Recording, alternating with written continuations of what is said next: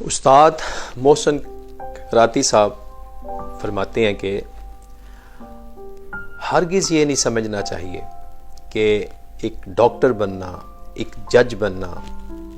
ایک انجینئر بننا ہی اسکل ہے۔ انہوں نے بڑے خوبصورت الفاظ میں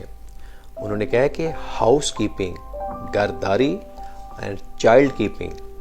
بچہ داری مطلب بچوں کو پالنا، is also one of the best skill۔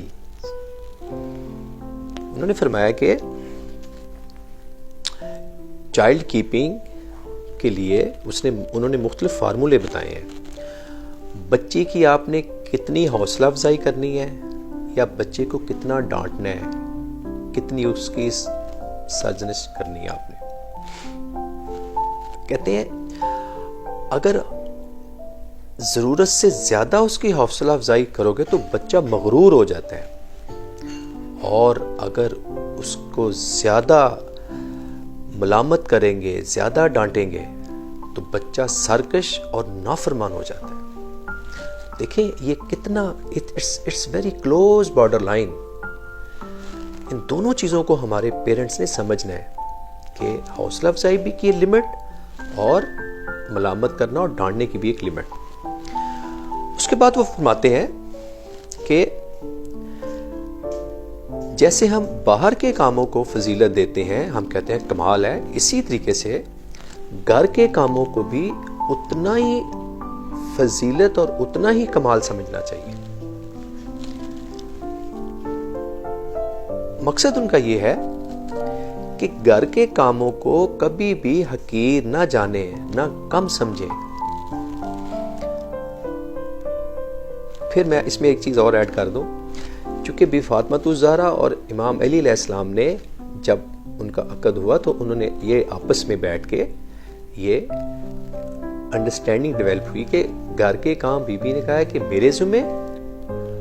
اور امام علی نے کہا ہے کہ باہر کے کام سارے معاش نان و نفقہ سارا میرے ذمہ۔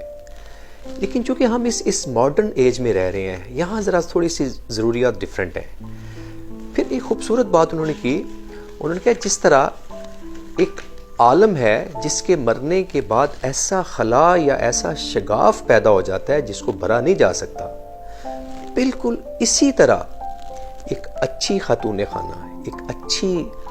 ہاؤس کیپنگ، ایک اچھی خاتون خانہ، ہاؤس وائف، انہوں نے کہا کہ جس کے نہ ہونے سے اس کی کمی محسوس ہو اور اس کی جگہ کوئی نہ لے سکے۔ چونکہ یہ چیز تو میں نے پرسنلی آبزرو کی ہے نا، جب کبھی ایسے مواقع ملے کہ فیملی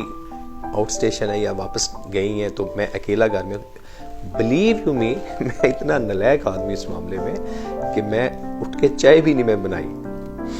بس کنٹین سے جا کے کھانا کھا لیا، کلب سے کھا لیا، بس دیٹس آل۔ تو یہ میں اپنے آج کے نوجوانوں کو میں یہ ایک میسج دے رہا ہوں کہ آپس میں میوچل انڈرسٹینڈنگ کے ساتھ اپنے گھروں کو جنت بنائیں اور ایک دوسرے کی کام کی اہمیت کو سمجھیں۔